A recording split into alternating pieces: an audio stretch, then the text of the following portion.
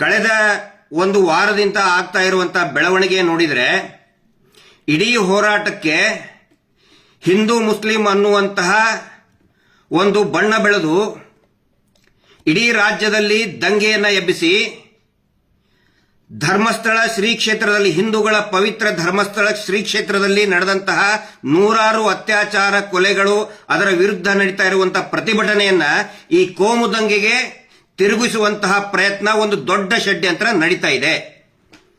ನಾನು ಇವತ್ತು ಈ ಕ್ಷಣದಲ್ಲಿ ಯಾಕೆ ಮಾತಾಡ್ತಾ ಇದ್ದೀನಿ ಅಂತ ಹೇಳಿದ್ರೆ, ಒಂದೊಂದು ಗಂಟೆಗೂ ಕೂಡ ಎಷ್ಟೊಂದು ಆತಂಕ ಸೃಷ್ಟಿ ಮಾಡ್ತಾ ಇದ್ದಾರೆ ಅಂತ ಹೇಳಿದ್ರೆ ನಿನ್ನೆಯ ಒಂದು ಬೆಳವಣಿಗೆನೇ ಸಾಕ್ಷಿ. ನಿನ್ನೆ ನಡುರಾತ್ರಿ ನಾನು ಮತ್ತು ಸಮೀರ್ ನಾವು ಮಾತಾಡಬೇಕಾದ್ರೆ ಪಾಪ ಅವರ ತಾಯಿ, ವಯಸ್ಸಾದಂತಹ ತಾಯಿ ಮತ್ತು ಈಗ ತಾನೇ ಮದುವೆ ಆದಂತಹ ಸಮೀರ್ ಅವರ ಅಕ್ಕ ಅವರು ಕೂಡ ಜೊತೆಗಿದ್ರು.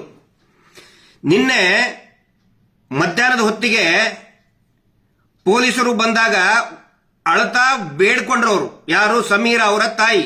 ನೋಡಿ, ನನ್ನ ಮಗ ಯಾವುದೇ ತಪ್ಪನ್ನ ಮಾಡಿಲ್ಲ, ದಯವಿಟ್ಟು ಅವನನ್ನ ಪೊಲೀಸ್ ಠಾಣೆಗೆ ಕರ್ಕೊಂಡು ಹೋಗೋದು ಅರೆಸ್ಟ್ ಮಾಡಬೇಡಿ. ಹಂಗೇನಾದ್ರೂ ಆದ್ರೆ ನಾನು ಪೊಲೀಸ್ ಸ್ಟೇಷನ್ ಎದುರುಗಡೆನೆ ಬಂದು ಆತ್ಮಹತ್ಯೆ ಮಾಡ್ಕೊಳ್ತೀನಿ, ಅದಕ್ಕೆ ನೀವೇ ಕಾರಣ, ಸರ್ಕಾರನೇ ಕಾರಣ ಅಂತ ಹೇಳಿದ್ದಾರೆ. ಆವಾಗ ಎಲ್ಲರೂ ಕೂಡ ನಾವು ಪೊಲೀಸ್ ಇಲಾಖೆಗೆ, ಹಿರಿಯ ಅಧಿಕಾರಿಗಳಿಗೆ, ಸಂಬಂಧಪಟ್ಟಂತ ಅಧಿಕಾರಿಗಳಿಗೆ ಕನ್ವಿನ್ಸ್ ಮಾಡಿದ್ವಿ. ರಾತ್ರಿವರೆಗೆ ಆಯ್ತು, ರಾತ್ರಿ 11:30ವರೆಗೂ ಕೂಡ ಇದರಲ್ಲೇ ಇದೀವಿ ನಾವು. ಅಲ್ಲಿಂದ ಮತ್ತೆ ನಾವು ಒಂದು ಸೇಫ್ಟಿ ಇರಲಿ ಅಂತ ಹೇಳಿ ನಮ್ಮ ಲಾಯರ್ ಆಫೀಸಿಗೆ ಕರ್ಕೊಂಡು ಬಂದ್ವಿ. ಅಲ್ಲಿ ಅವರು ಕೂಡ ಕಾನೂನಿನ ಬಗ್ಗೆ ಒಂದಿಷ್ಟು ಲೀಗಲ್ ಸೊಲ್ಯೂಷನ್ಸ್ ಏನೇನಿದೆ ಅದು ಕೂಡ ಚರ್ಚೆ ಆಯಿತು. ಅದಾದ ಮೇಲೆ ಅವರ ತಾಯಿಗೆ ತಲೆ ಸುತ್ತಿ ಬಿದ್ರು. 3:30ವರೆಗೆ ಅವರು ಮನೆಗೆ ಹೋಗಿ ಕಳಿಸಿ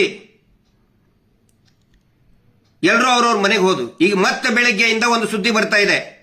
ಏನಂತ ಹೇಳಿದ್ರೆ, ಒಂದು ವಾರದ ಮಟ್ಟಿಗಾದರೂ ಸಮೀರ್ ಮತ್ತು ಅವನ ಜೊತೆಗಿರುವಂತಹ ಸೌಜನ್ಯ ಹೋರಾಟಗಾರನ ಒಂದು ವಾರದ ಮಟ್ಟಿಗಾದರೂ ಕೂಡ ಅರೆಸ್ಟ್ ಮಾಡಿ ಜೈಲಿಗೆ ಹಾಕಿ ಅಂತೇಳಿ ಇದೇ ನಕಲಿ ದೇವಮಾನವ ವೀರೇಂದ್ರ ಜೈನ್ ಕೇಂದ್ರ ಸಚಿವರೊಬ್ಬರಿಂದ ಮತ್ತು ರಾಜ್ಯದ ಒಬ್ಬ ಪ್ರಭಾವಿ ಸಚಿವರಿಂದ ಪೊಲೀಸರ ಮೇಲೆ ಒತ್ತಡ ಹಾಕ್ತಾ ಇದ್ದಾರೆ ಅಂತ ಹೇಳಿ ನಮಗೆ ಮಾಹಿತಿ, ಖಚಿತವಾದಂತಹ ಮಾಹಿತಿ ಬರ್ತಾ ಇದೆ. ಇದನ್ನು ನಾನು ಯಾಕೆ ಹೇಳ್ತಾ ಇದ್ದೀನಿ ಅಂತ ಹೇಳಿದ್ರೆ, ಪ್ರತಿಯೊಂದನ್ನು ಕೂಡ ಪಬ್ಲಿಕ್ ಡೊಮೇನ್ ಅಲ್ಲಿ ಇರಲಿ, ಸಾರ್ವಜನಿಕರಿಗೆ ಗೊತ್ತಾಗ್ಲಿ ಏನು ನಡೀತಾ ಇದೆ ಅಂತ ಹೇಳಿ, ಈ ರಾಜ್ಯದಲ್ಲಿ ಈ ವ್ಯವಸ್ಥೆಯಲ್ಲಿ ಏನು ನಡೀತಾ ಇದೆ ಅಂತ ಹೇಳಿ ಗೊತ್ತಾಗ್ಲಿ. ಪದೇ ಪದೇ ಹಿಂದೂ ಮುಸ್ಲಿಂ ಅಂತ ಮಾಡ್ತಾ ಇದ್ರಿ. ಮಹೇಶ್ ಶೆಟ್ಟಿ ತಿಮರೋಡಿ ಅವರು ಇವತ್ತಿಗೂ ಕೂಡ ಅವರು ಯಾವಾಗಿಂತ ಅವರಿಗೆ ಜ್ಞಾನ ಬಂದಿದೆ ಅವತ್ತಿನಿಂದನೂ ಇವತ್ತಿನವರೆಗೆ ಭಗವದ್ ಧ್ವಜವನ್ನ ಮನೆಯಲ್ಲಿಟ್ಟು ಪೂಜೆ ಮಾಡ್ತಾರೆ. ಬರೀ ಹೆಗಲ ಮೇಲೆ ಹಾಕೊಳ್ಳೋದಲ್ಲ, ಕೇಸರಿಯನ್ನ ಮನೆಯಲ್ಲಿಟ್ಟು ಪೂಜೆ ಮಾಡುವಂತಹ ವ್ಯಕ್ತಿ ಮಹೇಶ್ ಶೆಟ್ಟಿ ತಿಮರೋಡಿ. ಹಿಂದೂ ವಿರೋಧಿನ ಅವರು. ಸಮೀರ್ ಏನಂತ ಮಾತಾಡಿದ್ರು, ಒಂದಿಷ್ಟು ಜನಕ್ಕೆ ಬಿಸ್ಕೆಟ್ ಎಸೆದು ಹಿಂದೂ ಮುಸ್ಲಿಂ ಅಂತ ಮಾಡ್ತಾ ಇದ್ರಿ. ದೇವಸ್ಥಾನ, ಹಿಂದೂ ದೇವಸ್ಥಾನದ ಬಗ್ಗೆ ಮಾತಾಡಿದ ಸಮೀರ್ ಅಂತ ಹೇಳ್ತಾ ಇದ್ರಿ. ಏನ್ ಮಾತಾಡಿದ ಸಮೀರ್? ಹಿಂದೂ ದೇವಸ್ಥಾನ ಹಿಂದೂಗಳದ್ದೇ ಇರಬೇಕು ಅಂತ ಹೇಳಿದ, ಅವನು ಹಿಂದೂಗಳದ್ದು ಅಲ್ಲ ಅಂತ ಹೇಳಿಲ್ಲ. ನಾಚಿಕೆ ಆಗ್ಬೇಕು ನಿಮಗೆ. ಒಂದು ಅತ್ಯಾಚಾರ ಪ್ರಕರಣದಲ್ಲಿ ಒಂದು ಹೆಣ್ಣು ಮಕ್ಕಳಿಗೆ ಧ್ವನಿ ಎತ್ತದ ಇಂತ ಸಮೀರಿನ ಬಗ್ಗೆ ಹಿಂದೂ ಮುಸ್ಲಿಂ ಮಾಡ್ತಾ ಇದ್ದೀರಿ ನೀವು. ಶ್ಯಾಮ ನೀವು. ನಿಮಗ್ ಒಂದು ಪ್ರಶ್ನೆ ಕೇಳ್ತೀನಿ, ಒಂದೇ ಒಂದು ಪ್ರಶ್ನೆ. ನಿನ್ನ ಮನೆಯ ಹೆಣ್ಣು ಮಗಳಿಗೆ, ನಿನ್ನ ಮಗಳು, ನಿನ್ನ ತಂಗಿನೋ, ಹೆಂಡತಿನೋ, ತಾಯಿಗೋ ಯಾವನಾದ್ರೂ ಒಬ್ಬ ಕಿರಾತಕ ಹಿಂದೂ ಎತ್ಕೊಂಡು ಹೋಗಿ ಹಾಳು ಮಾಡಿದ್ರೆ, ಆಯ್ತು ಬಿಡಪ್ಪ, ನಾನು ಹಿಂದೂ, ಅವನು ಅತ್ಯಾಚಾರ ಮಾಡಿದವನು ಹಿಂದೂ, ಹೋಗ್ಲಿ ಬಿಡು ಅಂತೇಳಿ ಸುಮ್ಮನೆ ಬಿಡ್ತೀಯ ನಾಲಾಯಕ್?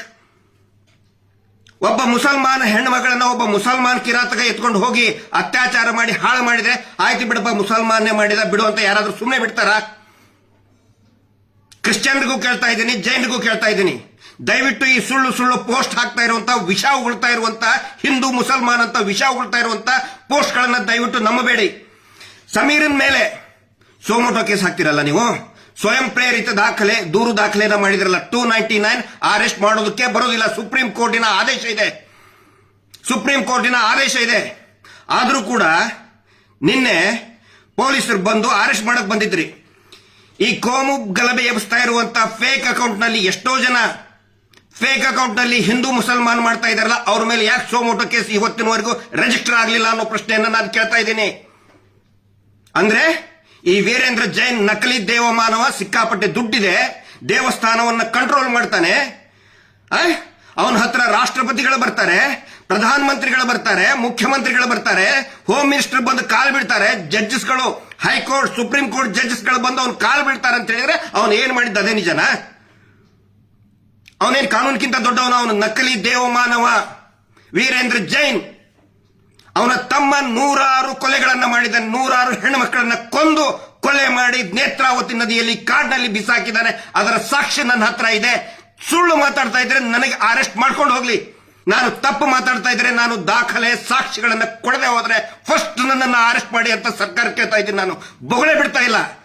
ಇಲ್ಲಿವರೆಗೆ ನಾವು ಹೇಳಿದ್ದು ಬರೀ 10%, 10%. ಇನ್ನೂ ಎಲ್ಲವೂ ಇದೆ, ಎಲ್ಲ ಇಟ್ಕೊಂಡು ಕೂತ್ಕೊಂಡಿದ್ದೀವಿ ನಾವು. ಸುಮ್ಮನೆ ಬೊಗಳೆ ಬಿಡ್ತಾ ಇಲ್ಲ. ಇಲ್ಲಿ ಸರ್ಕಾರ ಇವತ್ತು ನಮಗೆ ಹೇಳಿ ಆಯ್ತು ತೋರಿಸು ಅಂತ ಹೇಳಿ, ತೋರಿಸಲಿಲ್ಲ ಅಂದ್ರೆ ನಮಗೆ ಅರೆಸ್ಟ್ ಮಾಡ್ಕೊಂಡು ಹೋಗಿ. ನೀವು ವಾಸ್ತವವನ್ನೇ ಹೇಳ್ತಾ ಇದೀವಿ ಇಲ್ಲಿ. ಅದಕ್ಕೆ ಎಲ್ರಿಗೂ ನಾನು ವಿನಂತಿ ಮಾಡ್ಕೊಳ್ತಾ ಇದ್ದೀನಿ. ಸುಮಾರು ಜನ ಕಾಲ್ ಮಾಡ್ತಾ ಇದ್ದಾರೆ, ವಿಶೇಷವಾಗಿ ಯೂಟ್ಯೂಬರ್ಸ್ಗಳು ತುಂಬಾ ಒಂದು ಕಾಳಜಿಯಿಂದ ಒಂದು ಕಾಲ್ ಮಾಡ್ತಾ ಇದ್ದಾರೆ, ಸಿಗ್ತೀವಿ, ಭೇಟಿ ಆಗಬೇಕು ಅಂತ ಹೇಳ್ತಾ ಇದ್ದಾರೆ. ಎಲ್ಲರಿಗೂ ನನಗೆ ಮಾತಾಡಕ್ ಆಗ್ತಾ ಇಲ್ಲ.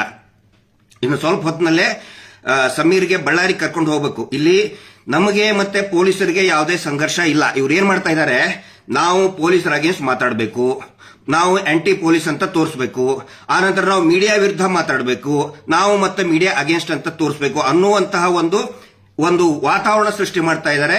ನಮಗೆ ಪೊಲೀಸರಿಗೆ ಯಾವುದೇ ಸಂಘರ್ಷ ಇಲ್ಲ. ನಮ್ಮ ಹೋರಾಟ ಪೊಲೀಸರ ವಿರುದ್ಧ ಇಲ್ಲ, ಅಥವಾ ಯಾವುದೇ ರಾಜಕೀಯ ಪಕ್ಷದ ಸಿದ್ಧಾಂತದ ವಿರುದ್ಧನೂ ಕೂಡ ಖಂಡಿತ ಇಲ್ಲ, ಮಾಧ್ಯಮಗಳ ವಿರುದ್ಧನೂ ಕೂಡ ಇಲ್ಲ. ಆದರೆ ಅನೇಕ ಜನ ಯೂಟ್ಯೂಬರ್ಸ್ಗಳು ಇವತ್ತು ಈ ಹೋರಾಟದ ಶಕ್ತಿಯಾಗಿ ಮುಂದೆ ನಿಂತ್ಕೊಂಡಿದ್ದಾರೆ. ಅವರೆಲ್ಲರಿಗೂ ನಾನು ಹೇಳ್ತಾ ಇದ್ದೀನಿ, ದಯವಿಟ್ಟು ಇನ್ನೂ ಹೆಚ್ಚಾಗಿ ಮಾತಾಡಿ, ಮತ್ತು ಪ್ರತಿಯೊಬ್ಬ ಜನಸಾಮಾನ್ಯನು ಕೂಡ ಮಾತಾಡಿ.